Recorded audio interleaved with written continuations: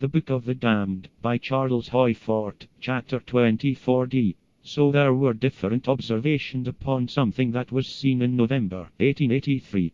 These observations were Philistines in 1883. In the American Meteorological Journal, Volume 1, page 110, a correspondent reports having seen an object like a comet, with two tails, one up and one down, November 10th or 12th, 1883. Very likely this phenomenon should be placed in our expression upon torpedo-shaped bodies that have been seen in the sky, our data upon dirigibles, or super Zeppelins, but our attempted classifications are far from rigorous, or are mere groups. In the Scientific American, Volume 50, page 40, a correspondent writes from Humacao, Puerto Rico, that, November 21st, 1883, he and several other persons, as it were, had seen a majestic appearance, like a comet, visible 3 successive nights, disappeared then.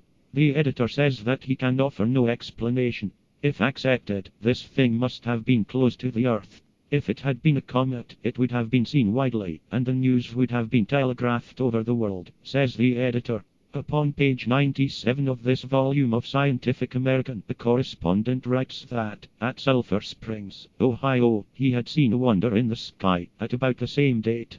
It was torpedo-shaped, or something with a nucleus, at each end of which was a tail. Again the editor says that he can offer no explanation, that the object was not a comet. He associates it with the atmospheric events general in 1883.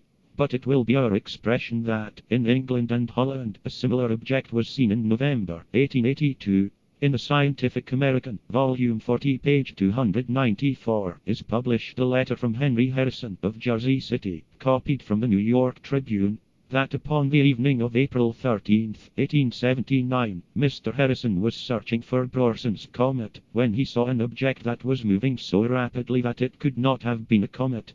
He called a friend to look, and his observation was confirmed.